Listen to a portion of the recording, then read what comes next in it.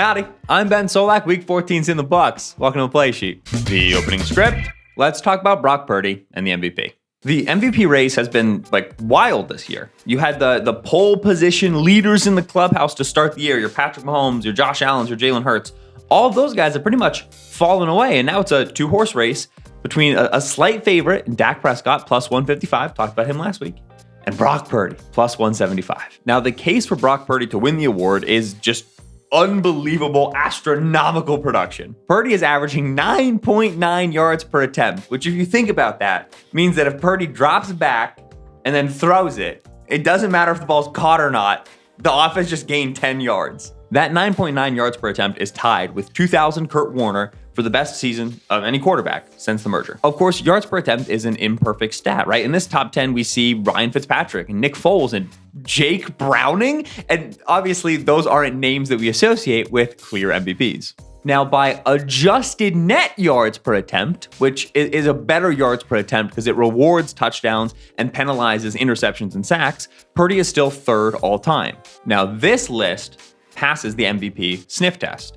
Purdy joins 2004 Manning, 2011 Rodgers, 2013 Nick Foles, more on him in a second, and 2016 Matt Ryan as one of only 5 quarterbacks to have an adjusted net yards per attempt over 9. Rounding out the top 10, we have 1984 Dan Marino, which is nuts.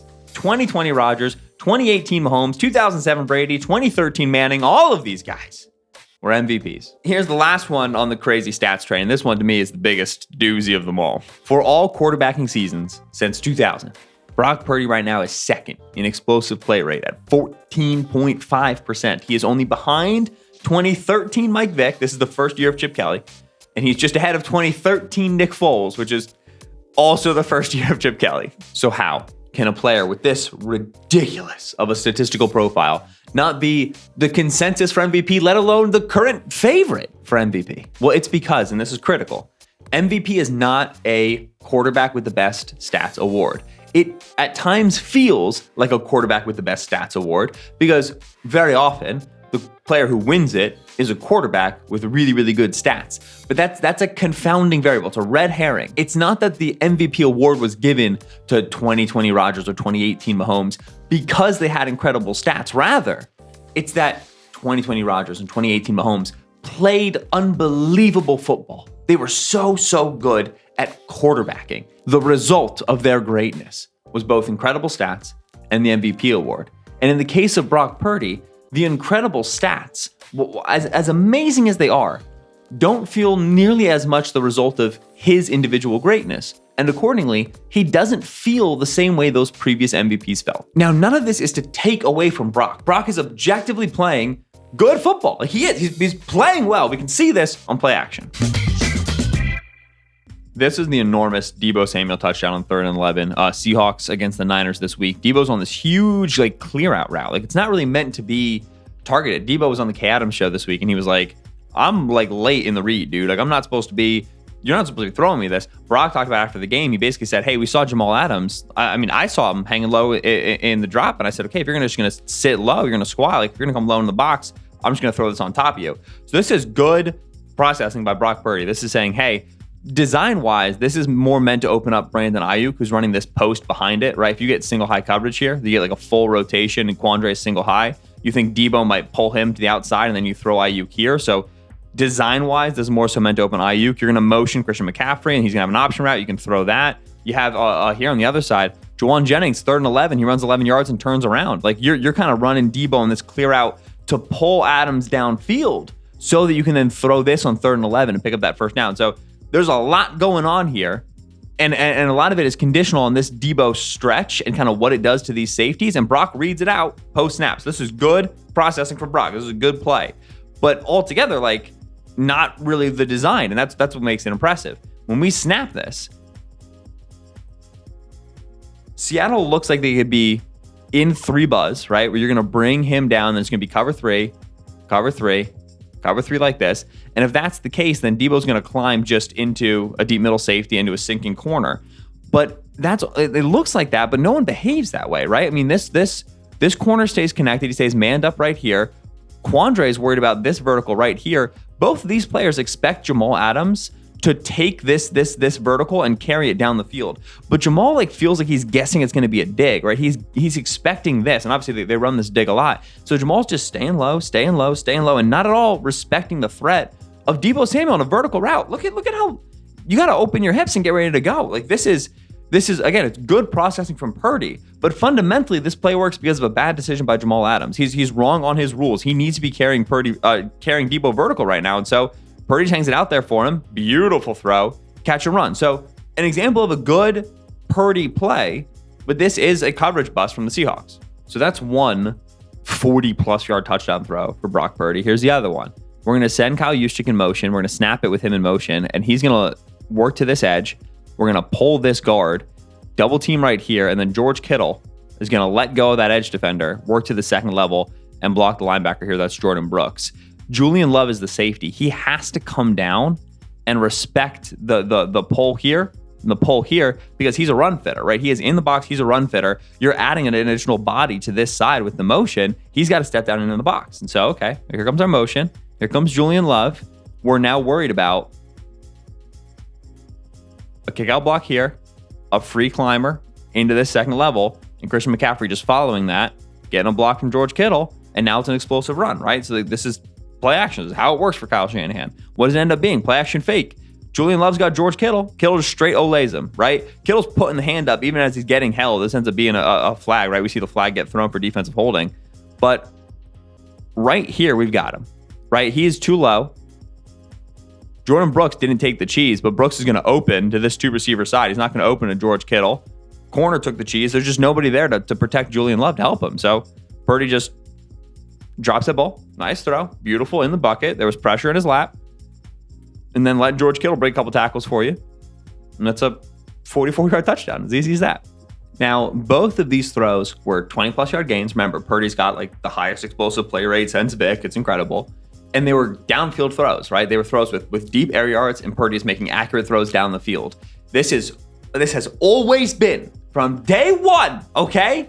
The thing that separates Purdy from Jimmy Garoppolo, the thing that makes Purdy better than Jimmy Garoppolo, better for this offense than Jimmy, the thing that Purdy does that helps maximize Deebo Samuel and Brandon Ayuk and George Kittle in ways that previously they haven't been maximized. And I say since day one, because like 2 games into his career on the play sheet, we talked about this. I've been here with the Purdy stands on Purdy is aggressive, Purdy throws down the field, and it's a huge part of his game being good. I am with you.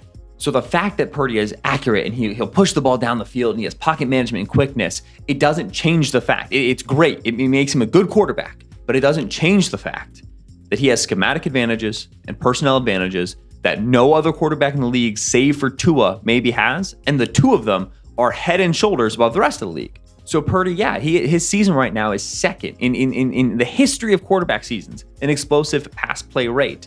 But on explosive pass plays, Purdy's air yards per attempt, like how far he has to throw the ball down the field to get an explosive pass, is 683rd out of 778 seasons. He's hacking. You want to watch some more Purdy explosive passes? We can watch some more Purdy explosive passes. I love this play. Excellent play because Shanahan is great on it, Purdy is great on it, and then Deebo is great on it. Formation-wise, we go 2 tight ends. We're closed into the boundary, right? And then we go Brandon Ayuk stacked with Christian McCaffrey, a running back lined up as a wide receiver, with Deebo Samuel, a wide receiver lined up as a running back. This is nonsense. It's foolishness, and I hate it. It's evil. You get a clear zone tell, right? Because the corner stays here over 2 tight ends, and then you send Christian McCaffrey in motion. Like, oh, he's in the backfield now, and Julian Love rotates down. Oh, it looks this. I mean, like, this rotation immediately looks to me like we're running cover 3, right? Like that's going to be our move. If you're going to have 2 tight ends and 2 players in the backfield, we're going to go cover 3 so that we have numbers in the box. Makes sense, right? But oh, look at that. Christian McCaffrey's out of the box now. We snap the football. Like this is just evil nonsense. Kyle Shanahan is a wizard and he shouldn't be allowed in the league. Concept. George Kittle's running this like short post right here. And then Brandon Ayuk's going to run this dig. And initially you want to throw one of those 2 kind of in the intermediate window. You're going to get pivot route out here. Christian McCaffrey's flat control. Deebo Samuel sits down on the curl. Deebo's supposed to pull this linebacker down so that way you can throw Brandon Ayuk. What happens? Well, Bobby Wagner doesn't pull too far to Deebo, right? And we have this Jordan Brooks here, this drop in linebacker with eyes and hips into that window. So if you want to throw this, you're clogged up and this player can play on it. So I don't like this anymore. Purdy's eyes are on Kittle, right? Purdy says, okay, if you, Jordan Brooks, are going to open to the 3 receiver side, I'm going to throw this post in behind you, right? But the coverage here is actually really tight, right? This is good, tight coverage on Kittle. There's no window there. So Purdy's off it, right? He just resets in the pocket, one hitch, just dump this off to Deebo Samuel. Beautiful. Now, the line of scrimmage, you can see right there, was the 25-yard line. So this is a 2 air yards throw. Deebo's got it at 27. Pause the video and guess how many yards Deebo Samuel gets on this play.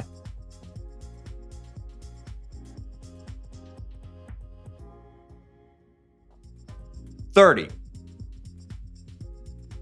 Nobody gets to do this, dude. No, this is so dumb. Nobody gets to throw this and then get the ball to here.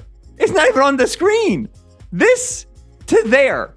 And that's because they have a running back who plays wide receiver. And so they can just move out of the backfield. Oh, your linebacker, your width in your zones wasn't correct. 2-yard check down, 30-yard gain. This is hacking. It's illegal. You ready for another one? You ready for another incredible Purdy explosive play? Creating it. Look at that throw. It's unreal. Accuracy. It's a 25-yard gain, dude. They're breaking the numbers.